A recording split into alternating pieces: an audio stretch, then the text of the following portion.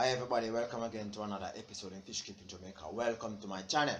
Alright, so today the video is a little bit long, but I implore that you listen and you look at some of the examples that I'm showing you with regards to my conversation. Okay, inbreeding fish for over, call it about 3-4 years. I have noticed something with several fish species, whether it be goldfish, whether it be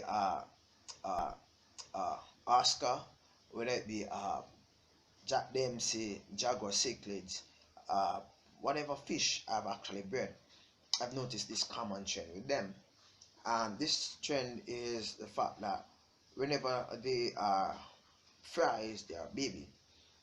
Regardless of how ruthless the fish is, like let's say like a Jaguar Ciclid or Oscar or Jack Dempsey, regardless of how aggressive these fish are, you tend to find that as fries, as babies, even up to about 3-4 inches, these fish tend to huddle together.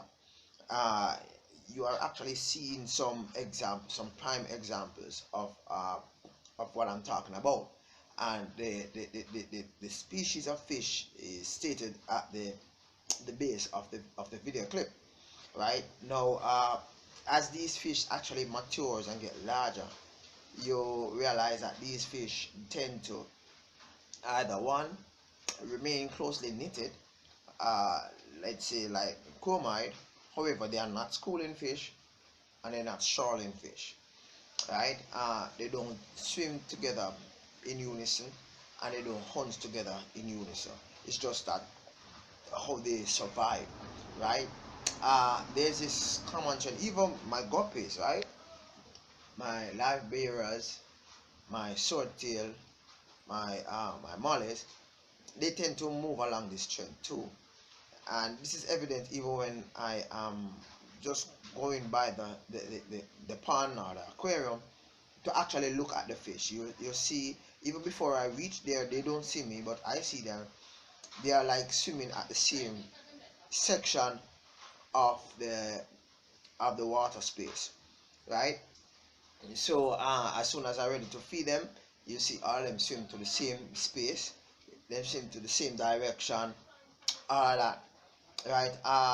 The mind of a fish is actually strange.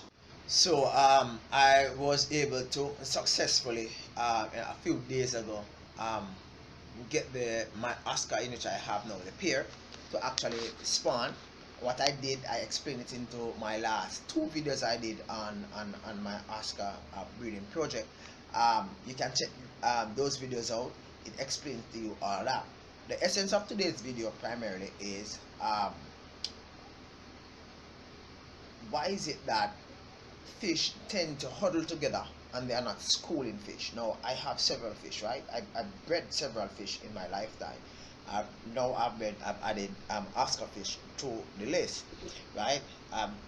So I can say that I am a proud Oscar fish breeder, right? So I've bred Oscar fish, Jack Dempsey, Jaguar Ciclid, chromide fish, Demasoni, yellow lab, blue lab, Mengano, right?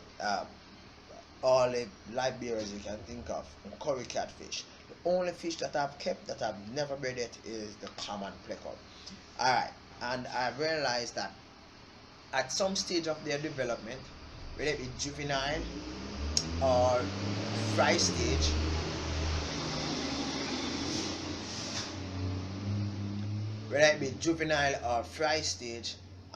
they tend to huddle together.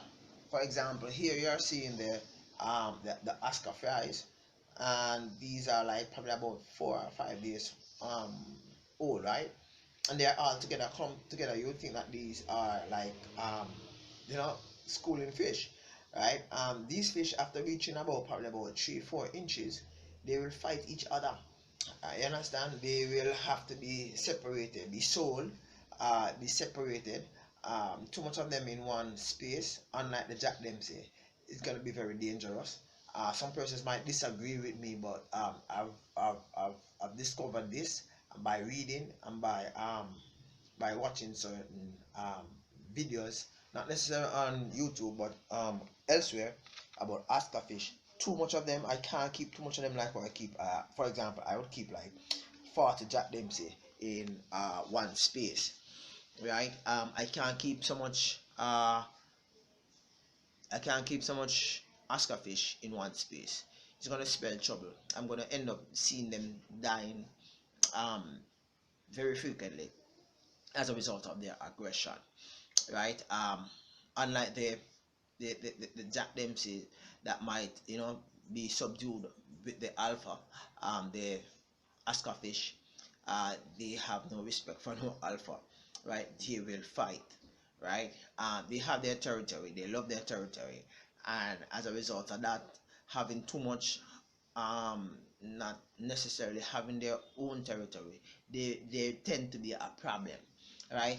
Okay, so I have also, in addition to that, I have my convict cichlids, right? And my convict cichlids, they they have been with me for about 2.5 years, and I've realized that fries tend to swim together, and so you can easily catch them by actually putting a net at one net at the front, one net at the back of the spawn, and as they run, they all run into the net at the front, right? An easy catch, right? And this, it's like this until they reach probably about 1.5 inches. Then now they start to swim their own way, and it's like problem to catch them, right?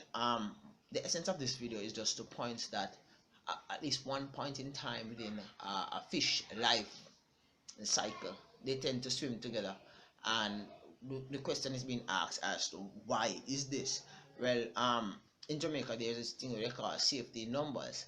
So if you are in a crowd, you are less likely, the chances of you being caught, or the chances of you being damaged, or the chances of you being eaten, chances of something happening to you is far less than if you are there by yourself. Because if you are there by yourself, you'll be chased until you're tired, you give up, and that will be it for you. But if you're in a group, you can actually, you can, your only thing is to actually outrun the person in front of you, right?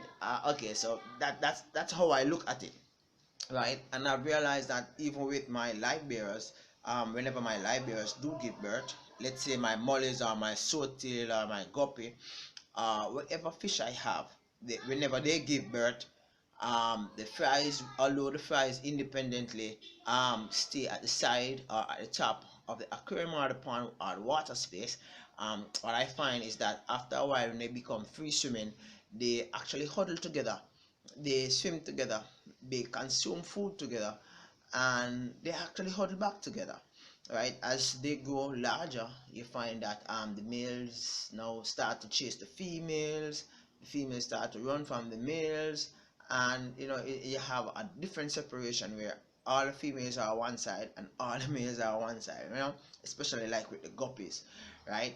And then when you talk about the uh, let's say the goldfish. Now I'm not breeding any goldfish this year.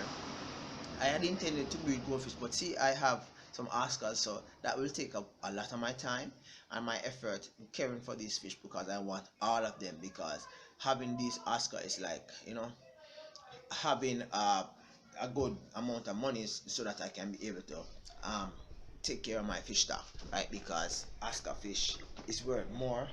Uh, is worth more. Really, actually, is worth more than a single goldfish, right? So I just deal with my Oscar fries right now. Right now, it's estimated probably about 100. So 100 at $500 one. That's a good change, right? All right. So here we are at talking about my goldfish. Now my goldfish would spawn, and when they spawn, the fries looks like strand of hair on your head, and they hitch up on they tend to stay close to the edge of the water column at the side, right? They just each on the and when they becoming like free swimming, like they look like something's moving, right? They tend to swim together, right? And this is so, even in their juvenile and adult stage, they tend to be together. So once you see one goldfish, you tend to see another goldfish, right? Because they are like together. They are not schooling fish, they are not shoveling fish, but they are just together. And as I said before, it's like um, instinctively they are thinking they tend to be safety in numbers. All right, and then talk about my Jack Dempsey. My Jack Dempsey, they all move together because they tend to always have an alpha male, and the alpha male is like that one down in the aquarium or in the water space that actually um manage, or should I say that actually rules, or you know that is like the king of the tank, right? So that alpha male will be the first to consume, will be the first to choose the female, get the best space in the water space, and that total respect. However, when sometimes periodically the alpha male will be like challenged by another fish, and this is evident with where you see a lot of cuts and bruises and broken fin, and probably a piece of the mouth actually, piece of the mouth actually. This is just something that we as fish keepers do experience. And then you have like the comile fish. They when they're born as fries, even growing up to juvenile, they tend to swim together, unifying together. And then after a while, when they become adults, they independently swim, mate, and start their own family, start their own clan, right? And this is just something in fish keeping that I've observed, that although the fish might not be schooling or shoaling fish tend to actually huddle together because they within their mind instinctively believe that there is a piece of the mouth actually broken off, right? So this is